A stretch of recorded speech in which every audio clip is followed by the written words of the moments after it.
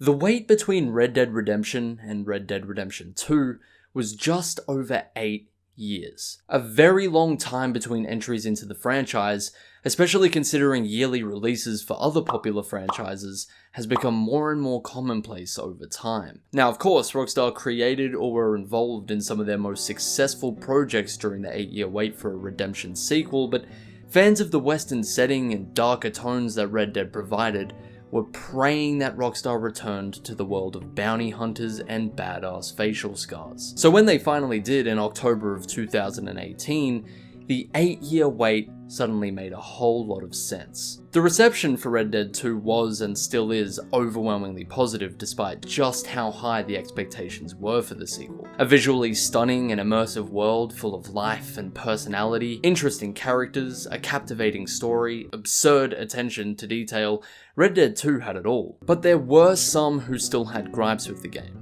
Some who didn't exactly enjoy the way it was structured or the way that the gameplay operated. Some who didn't like that the game was quite a slow burn in the early chapters, and some who disliked the pace of the gameplay completely, and the animations used to support the feeling of realism. Now again, Red Dead 2 for the majority of people was an outstanding experience, but it's understandable that people who don't particularly enjoy games with a slower pace, or games that don't provide too much of a choice when it comes to mission structure, would have a completely opposite opinion. And that's why, in summer of 2020, Rockstar will be completely ridding themselves of the decade-long development times to begin the yearly release cycle of Red Dead Redemption sequels, starting with Red Dead Redemption 3 and The Curse of Cactus McCoy. Now I need to be quick because Take-Two Interactive have probably sent a team of heavily armed mercenaries to kill me for leaking this information, so if I disappear unexpectedly after this video, we all know who did it.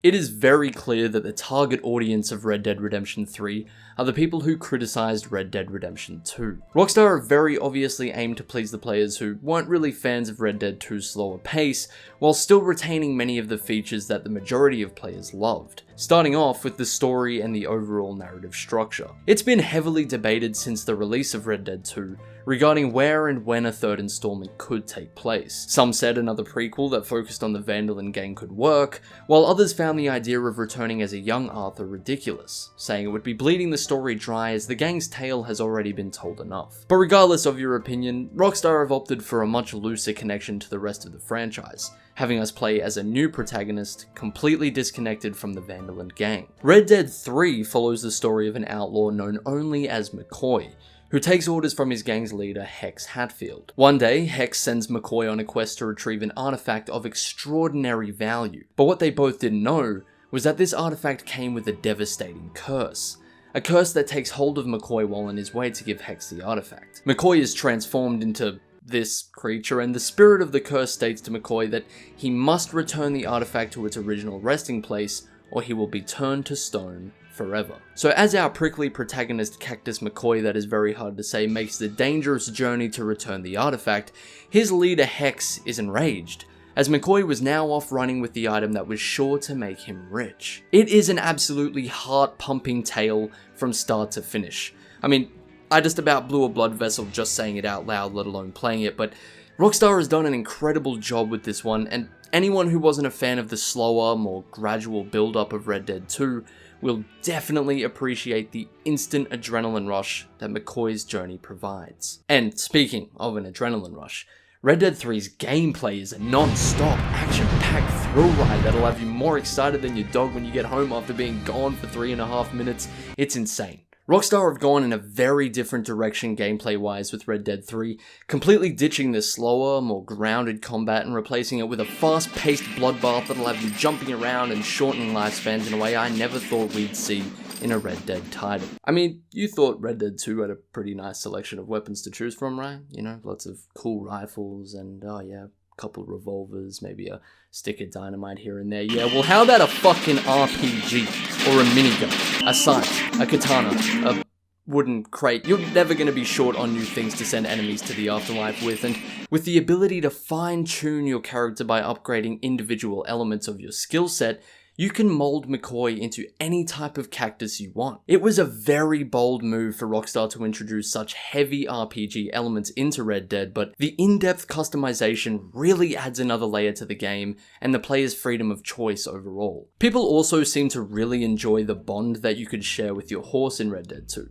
Feeding them, brushing them, reassuring them when they get spooked.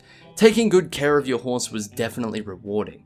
And if you had the same horse for a long enough time, the fear of losing them in battle or by accident strengthened that companionship even more. But Rockstar was aware that there were some who complained that Red Dead 2 was bogged down by way too many long horse trips, and so in an effort to maintain that feeling of companionship while still cutting down on the long traversal times, Rockstar decided, after 2 redemption games with horses in the spotlight, it was time to make a little bit of a change. Is that a chicken? I didn't know there were chickens in this game. Can I pick it up? Oh, I can pick it up. And it fucks people up? Oh, okay, alright. This is something else. I'm bringing this chicken with me to the end of the level. Absolutely. He's good for traversal. He's good for combat. He's basically playing the game for me at this point. I really feel like I have developed a bond with this chicken now. We're an unstoppable force together, it's meant to be. I just keep getting nervous around these edges because I don't want to accidentally fall down. I'm pretty sure the chicken can't fly back on its own, so... Okay.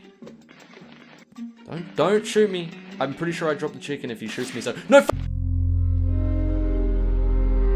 Red Dead Redemption 3 and the Curse of Cactus McCoy is absolutely Rockstar's greatest achievement so far. A title that consistently pushes boundaries and really showcases exactly what it means for a game to be considered not only great, but innovative. Masterful storytelling full of tension and suspense. It really is a roller coaster of emotions from the get-go. It'll have you cheering during the good times and really bawling your eyes out during the rough ones. This is a title that I definitely won't be putting down for a long time, and quite frankly, it's also a title that I don't think I'll ever forget.